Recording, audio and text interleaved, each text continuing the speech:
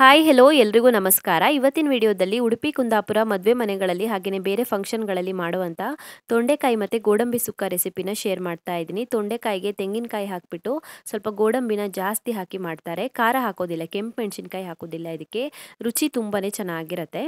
ಬನ್ನಿ ಹಾಗಿದ್ರೆ ಯಾವ ರೀತಿ ಮಾಡೋದಂತ ನೋಡೋಣ. ಮೊದಲಿಗೆ ನಾನಿಲ್ಲಿ ಅರ್ಧ ಕೆಜಿ ಆಗೋಷ್ಟು ತೊಂಡೆಕಾಯಿನ ಚೆನ್ನಾಗಿ ತೊಳೆದು ಕಟ್ ಮಾಡಿ ರೆಡಿ ಮಾಡಿ ಇಟ್ಕೊಂಡಿದ್ದೀನಿ. ಹಾಗೆಯೇ 200 ಗ್ರಾಮ್ ಆಗೋಷ್ಟು ಗೋಡಂಬಿನ ನೆನೆಯೋದಕ್ಕೆ ಹಾಕಿದ್ದೀನಿ. ಇದಕ್ಕೆ ಗೋಡಂಬಿ ಸ್ವಲ್ಪ ಜಾಸ್ತಿ ಇದ್ದರೆ ಚೆನ್ನಾಗಿರುತ್ತೆ. ಒಂದು ಅರ್ಧ ಗಂಟೆ ಆದ್ರೂ ನೆನೆಸ್ಕೊಳ್ಬೇಕು ಗೋಡಂಬಿನ. ಇವಾಗ ಒಂದು ಬಾಣಲಿನ ಕಾಯಿಸಿ ಅದಕ್ಕೆ 3 ರಿಂದ 4 ಟೇಬಲ್ ಸ್ಪೂನ್ ಆಗೋಷ್ಟು ತೆಂಗಿನ ಎಣ್ಣೆ ಹಾಕ್ಕೊಳ್ಬೇಕು, ಕೋಕೋನಟ್ ಆಯಿಲನ್ನು. ನಂತರ ಇದಕ್ಕೆ ಸ್ವಲ್ಪ ಕರಿಬೇವಿನ ಎಲೆಗಳನ್ನು ಹಾಕ್ಕೊಳ್ಬೇಕು. ಅರ್ಧ ಚಮಚ ಆಗೋಷ್ಟು ಸಾಸಿವೆನ ಹಾಕ್ಕೊಳ್ಳಿ. ಅರ್ಧ ಚಮಚ ಆಗೋಷ್ಟು ಉದ್ದಿನ ಬೇಳೆ, ಅರ್ಧ ಚಮಚ ಆಗೋಷ್ಟು ಕಡಲೆಬೇಳೆನ ಹಾಕ್ಕೊಳ್ಳಿ. ಹಾಗೆ ಒಂದು 2 ರಿಂದ 3 ಚಿಟಿಕೆ ಆಗೋಷ್ಟು ಇಂಗನ್ನು ಹಾಕ್ಕೊಳ್ಳಿ. ಇದಕ್ಕೆ ಬೆಳ್ಳುಳ್ಳಿ ಹಾಕಬಾರ್ದು ಒಗ್ಗರಣೆಗೆ. ಹಾಗೆಯೇ ಒಂದು 2 ಒಣ ಮೆಣಸಿನಕಾಯಿನ ಹಾಕ್ಕೊಳ್ಬೇಕು. ಸ್ವಲ್ಪ ಹೊತ್ತು ಚೆನ್ನಾಗಿ ಫ್ರೈ ಮಾಡ್ಕೊಳ್ಳಿ. ಚೆನ್ನಾಗಿ ಫ್ರೈ ಆದ ನಂತರ ಇದಕ್ಕೆ ಇವಾಗ ತೊಂಡೆಕಾಯಿನ ಸೇರಿಸ್ಕೊಳ್ಳೋಣ. ತೊಂಡೆಕಾಯಿಗೆ ನೀರು ಹಾಕಿ ಬೇಯಿಸೋದಕ್ಕಿಂತ ಮುಂಚೆ ಚೆನ್ನಾಗಿ ಎಣ್ಣೆಯಲ್ಲಿ ಫ್ರೈ ಮಾಡ್ಕೊಳ್ಬೇಕು, ಇಲ್ಲಾಂದರೆ ಬೇಯೋದು ಲೇಟ್ ಆಗುತ್ತೆ. ಒಂದು 5 ನಿಮಿಷ ಆದ್ರೂ ಎಣ್ಣೆಯಲ್ಲಿ ಫ್ರೈ ಮಾಡ್ಕೊಳ್ಬೇಕಾಗತ್ತೆ.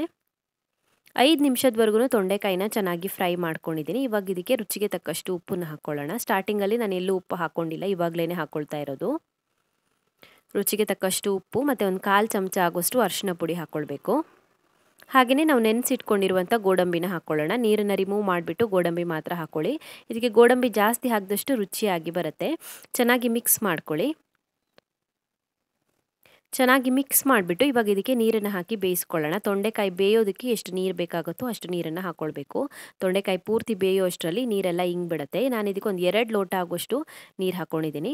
ಚೆನ್ನಾಗಿ ಮಿಕ್ಸ್ ಮಾಡಿ ಮುಚ್ಚಳ ಮುಚ್ಚಿಬಿಟ್ಟು ಬೇಯಿಸ್ಕೊಳ್ಳೋಣ. ನೀರು ಪೂರ್ತಿಯಾಗಿ ಹಿಂಗಬೇಕು. ನೀರು ಪೂರ್ತಿಯಾಗಿ ಹಿಂಗಿ ತೊಂಡೆಕಾಯಿ ಬೆಂದು ಸಾಫ್ಟ್ ಆಗೋವರೆಗೂ ಕುಕ್ ಮಾಡ್ಕೊಳ್ಬೇಕು. ಮುಚ್ಚಳ ಮುಚ್ಚಿ ಬೇಯಿಸ್ಕೊಳ್ಬೇಕು. ಒಂದು 10 ನಿಮಿಷ ಆದ್ರೂ ಬೇಕಾಗ್ಬೋದು. ಸೊ ತೊಂಡೆಕಾಯಿ ಚೆನ್ನಾಗಿ ಬೆಂದಿದೆ, ನೀರೆಲ್ಲ ಚೆನ್ನಾಗಿ ಹಿಂಗಿದೆ ನೋಡಿ. ಇವಾಗ ಇದಕ್ಕೆ ತೆಂಗಿನಕಾಯಿ ತುರಿನ ಸೇರಿಸ್ಕೊಳ್ಬೇಕು. ನಾನಿಲ್ಲಿ ಅರ್ಧ ತೆಂಗಿನಕಾಯಿ ತೊಗೊಳ್ತಾ ಇದ್ದೀನಿ. ಒಂದು ಮೀಡಿಯಮ್ ಸೈಜ್ನ ತೆಂಗಿನಕಾಯಲ್ಲಿ ಅರ್ಧ ತೆಂಗಿನಕಾಯಿನ ತುರಿದ್ಬಿಟ್ಟು ಅದರ ತುರಿನ ತೊಗೊಂಡಿದ್ದೀನಿ. ಚೆನ್ನಾಗಿ ಮಿಕ್ಸ್ ಮಾಡ್ಕೊಳ್ಳಿ ತೆಂಗಿನಕಾಯಿ ತುರಿನ ಸೇರಿಸ್ಬಿಟ್ಟು. ಇವಾಗ ಇದನ್ನು ಒಂದು 2 ನಿಮಿಷದವರೆಗೂ ಫ್ರೈ ಮಾಡ್ಕೊಳ್ಳೋಣ. ಮುಚ್ಚಳ ಏನು ಮುಚ್ಚೋದು ಬೇಕಾಗಿಲ್ಲ. ಓಪನಲ್ಲಿ ಇಟ್ಬಿಟ್ಟು ಒಂದು 2 ನಿಮಿಷದವರೆಗೂ ತೆಂಗಿನಕಾಯಿ ತುರಿನ ಸೇರಿಸಿ ಫ್ರೈ ಮಾಡ್ಕೊಳ್ಬೇಕು. ಸೊ ರೆಡಿಯಾಗಿದೆ ಇದು. ಉಡುಪಿ ಕುಂದಾಪುರ ಮದುವೆ ಮನೆಗಳಲ್ಲಿ ಫಂಕ್ಷನ್ಗಳಲ್ಲಿ ಮಾಡುವಂಥ ತೊಂಡೆಕಾಯಿ ಮತ್ತು ಗೋಡಂಬಿ ಸುಕ್ಕನ ಯಾವ ರೀತಿ ಮಾಡೋದಂತ ನೋಡಿದ್ರಲ್ಲ. ನೀವು ಕೂಡ ಟ್ರೈ ಮಾಡಿ ನೋಡಿ. ತುಂಬಾ ರುಚಿಯಾಗಿರುತ್ತೆ. ಸ್ವಲ್ಪನೂ ಖಾರ ಇರೋದಿಲ್ಲ. ಮಕ್ಕಳಿಗೆಲ್ಲ ಮಾಡಿಕೊಡ್ಬೋದು, ತುಂಬಾ ಇಷ್ಟಪಡ್ತಾರೆ. ಟ್ರೈ ಮಾಡಿ ನೋಡಿ. ನಿಮಗೆ ಈ ರೆಸಿಪಿ ಇಷ್ಟ ಆದರೆ ವಿಡಿಯೋಗೊಂದು ಲೈಕ್ ಕೊಡಿ. ಹಾಗೆಯೇ ಕಮೆಂಟಲ್ಲಿ ತಿಳಿಸಿ ಹೇಗಿದೆ ಅಂತ.